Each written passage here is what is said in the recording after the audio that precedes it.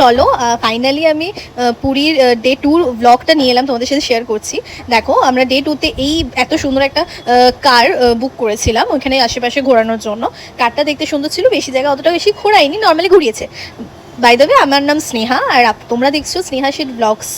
তো আমার চ্যানেলটাকে সাবস্ক্রাইব এন্ড লাইক করে দিও। আজকে এই গাড়িটা বুক করার একটাই কারণ, পাশাপাশি অনেক জায়গা আছে যেগুলো আমরা ঘুরিনি পুরীর, আর ওখানে তো নিশ্চয়ই বাস আমি অতটা দেখিনি, খেয়াল করিনি, বাট আমি পরে জানতে পারলাম ওখানে বাসও চলে, বাট আমি অতটা খেয়াল করিনি বাস চলছিল। আর ওখানে গেলে আমরা যেহেতু মানে অনেক মানে ট্যুরিস্ট বলতে পারো, তো আমরা তো জানি না ওখানে কীরকম কী আছে, কোথায় কী পাওয়া যায়। তো আমরা একটা গাড়ি বুক করে নিয়েছিলাম যেটা আমাদেরকে সব জায়গা ঘুরিয়ে দেখাবে। আর এই গাড়িটা আমাদের পার দিনে আমাদের নিয়েছিল 1800, মানে একদিনে 1800, মানে একদিন পুরোবি না, 5 ঘন্টার জন্য 1800-এর গাড়িটা আমরা নিয়েছিল। আর 4-5টা জায়গা ঘুরিয়ে দেখিয়েছিল।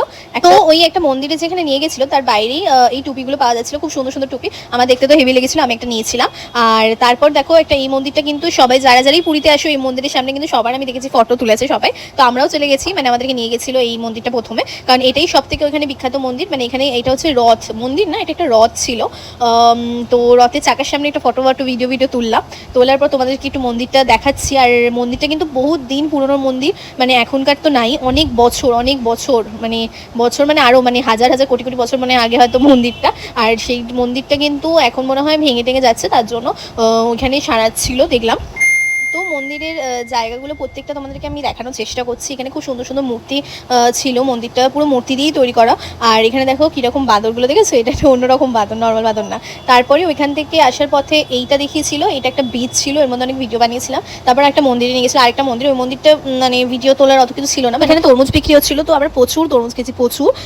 এটা তো একটা, আরও একটা খেয়েছিলাম, তো ওখানে তরমুজ খেলাম। তারপর ওখান থেকে নিয়ে গেলে হচ্ছে একটা যেখানে মানে একটা জায়গায়, সেখানে হচ্ছে বালি দিয়ে পুরোপুরি তৈরি করা হচ্ছে সব মূর্তি, স্ট্যাচুগুলো যেগুলোই সব রয়েছে সবগুলো বালি দিয়ে তৈরি করা। সেখানে প্রত্যেকটা দেশের প্রত্যেকটা কান্ট্রির মানে রয়েছে। তারপর মুভির কয়েকটা সিন্ড্রেলা বলো, স্পাইডারম্যান বলো, সেগুলো সব মানে তৈরি করা রয়েছে। আর প্রত্যেকটা ঠাকুরের বালি দিয়ে তৈরি করা হয়েছে।